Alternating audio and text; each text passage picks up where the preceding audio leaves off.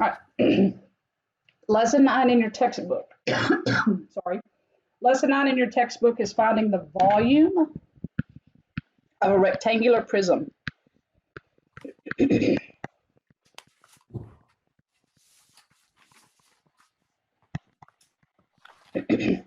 What makes something a rectangular prism? Okay, under concept number 1, I've drawn a box there. Do you see the box? That box is a rectangular prism. If you look at it, those two faces that are colored in blue, the dark blue is the face that's on top, and the light blue is the face that's on the bottom, that's sitting on, say, a table.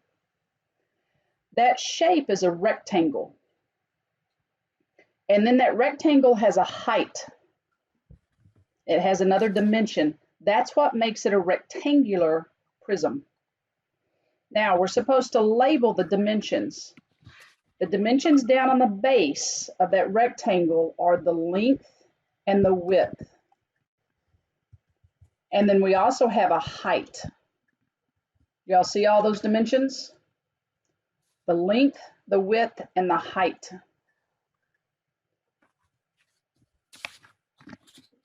Okay, what we're going to do is to find the volume of that thing. And the formula for the volume of a rectangular prism is length times width times height. I want you to notice something. Isn't this the area of the base down here? Bless you again. Isn't that the area of the base? Some books will say the volume of a prism is the area of the base figure times the height. That's just something to look forward to later on in math. You need to find the area of the base. Okay, so later on when you're finding volumes of, say, a triangular prism, you would need to find the base, the area of the base of the triangle, and then multiply it by the height. That's just something to look forward to. Right now, we're just doing rectangular prisms. And you have memorized now what's the volume of a rectangular prism? Length times width times height. All right, let's go practice. Oh, I showed you, I need to make that smaller so I can put it all on the screen. Okay, if I wanted to find the volume of this rectangular prism here on the left, you see that it's 3 units high. There's 3 levels of it. What's the area on the base? How many units? Let me say that again. On the base level, what's the volume? How many cubic units do you have? Could you count them all? 1, 2, 3, 4, 5, 6, 7, 8, 9, 10, 11, 12, 13, 14, 15, 16, 17, 18, 19, 20. I have 20 cubic units. Units cubed on the bottom. And how many rows of that do I have? 3. So if I counted all of these blocks, all of these, and all of those, how many would I have? Yes, 60. All right. So the volume, if I counted them all individually, I got 60 cubic units. Now watch. What is this length here? 1, 2, 3, 4, 5. Times, what is this one? How many of them are there? 1, 2, 3, 4. And how many on the height? 3. If I multiply 5 times 4 times 3, what do I get?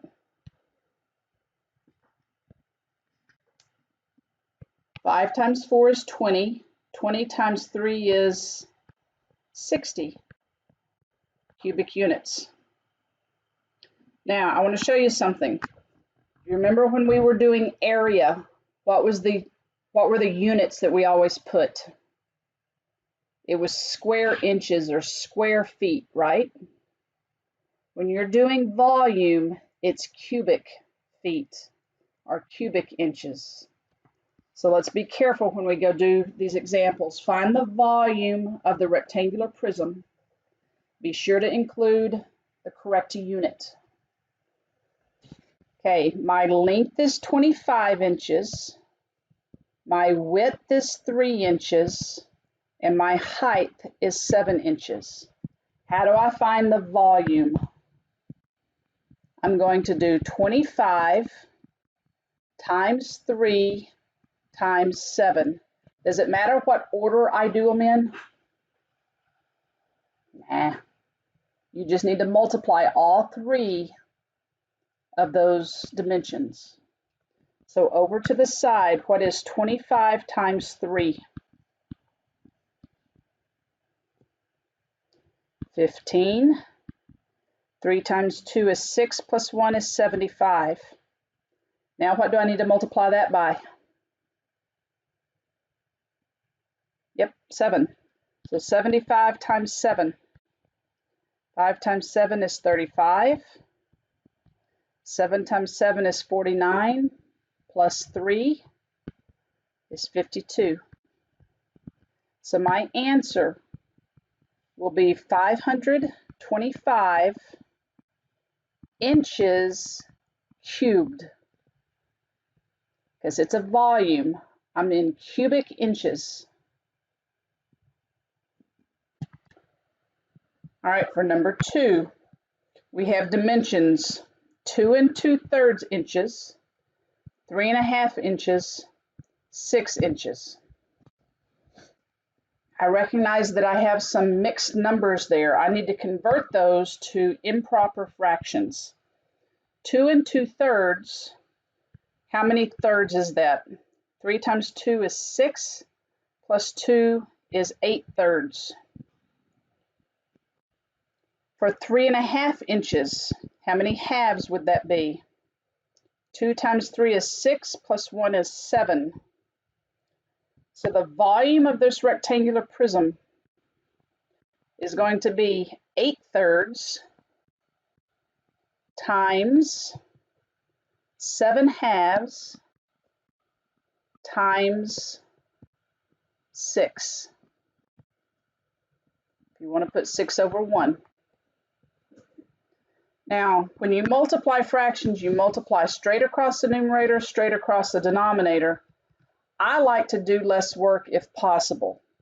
Will anything cancel before I start multiplying? Will 3 go into any number up top? And it does, it goes into the 6. 3 goes into 3 one time, 3 goes into 6 2 times. Can I simplify anything else? Yes. 2. 2 goes into 2 one time. I could either go into the 8 or the 2. I'm going to go into the 2. 2 goes into 2 one time. In the numerator, I have 8 times 7 times 1. 8 times 7 times 1 is 56. What do I have in the denominator? 1 times 1 times 1. So my answer is 56 cubic units, inches. So I'm going to say inches cubed. Remember that volume is always measured in cubic units. Number 3, let's go find the volume of a cube if each side has a length of 5 inches. So this side is 5 inches, this side is 5 inches, and the height is 5 inches. The volume would be 5 times 5 times 5.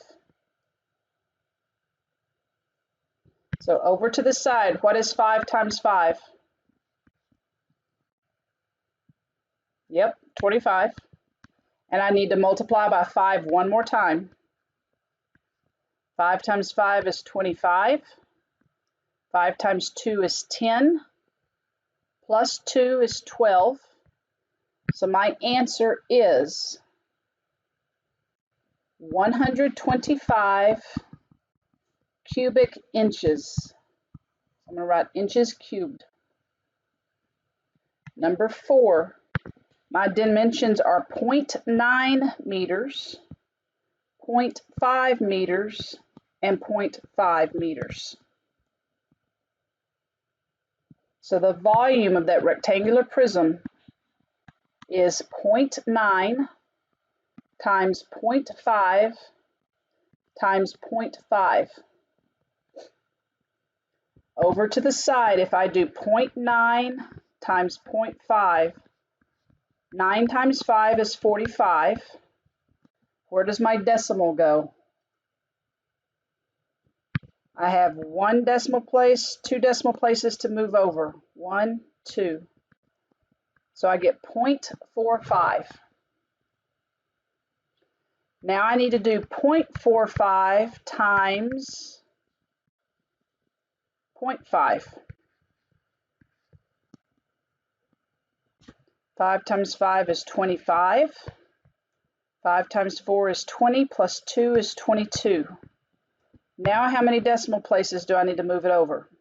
1, 2, 3. 1, 2, 3. My answer is 0.225 cubic meters. So meters cubed.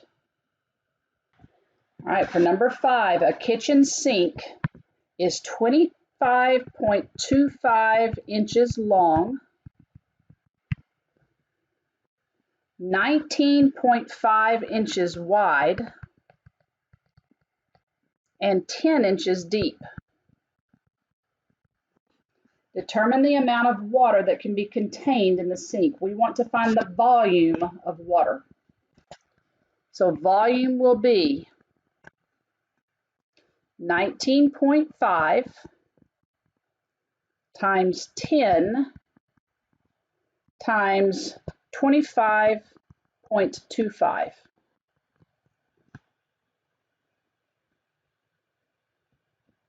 Did you write it down in that order? Can you write it down in a different order? Does it matter what order you write it down in? It does not matter. You've just got to multiply all 3 of those numbers together. 25.25 times 19.5 times 10. As long as you're multiplying all 3 of those numbers together, you're good. So I'm going to go over to the side and do 25.25 times 19.5. Or we could jump over and do this on a calculator to save some time on the video. We're going to do 25.25 times, what was it? 19.5. And we hit enter. That's our answer for those 2 numbers multiplied together. And we want to multiply that by, so just hit times. Take that answer and multiply it by 10. Our answer will be 4,923. 4,923 and 75 hundredths. What is our unit going to be? We're measuring volume, so we need cubic units. They're all in inches, so we're going to do cubic inches.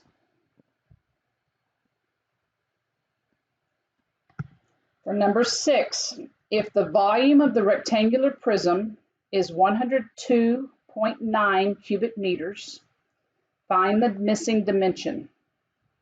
And they tell you that the base is 6 meters by 4.9 meters. You're supposed to find the height of that rectangular prism. So we know that the volume is equal to length times width times height. Do they give us the volume? So instead of writing V, we're going to write 102.9 equals. Do they give us the length and the width? Yes, the length and the width right there. So we're going to write 6 times 4.9 times H. Okay, we need to go do the multiplication here on the right-hand side of the equal sign. What is 6 times 4.9? And y'all already have your calculators out, so I'm going to go over there and do 6 times 4.9, and I get 29.4. So 102.9 is equal to 29.4 times H.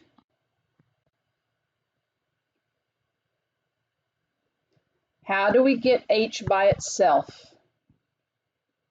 What do I need to do to both sides? I need to divide by 29.4.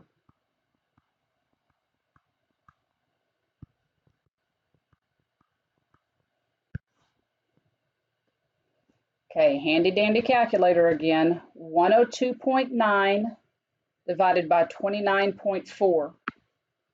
102.9 divided by 29.4 is 3.5. 3.5 equals H. So what is the missing dimension? The missing dimension is the height, and the height will equal 3.5 what? Just meters. Because height is measured in meters. What is area going to be measured in? Area is measured in square meters. And what is volume measured in? Cubic meters. So I'm going to go down here and remind myself, length is measured in just say meters. Area would be measured in square meters. And volume is measured in cubic meters. Y'all got that? That's it.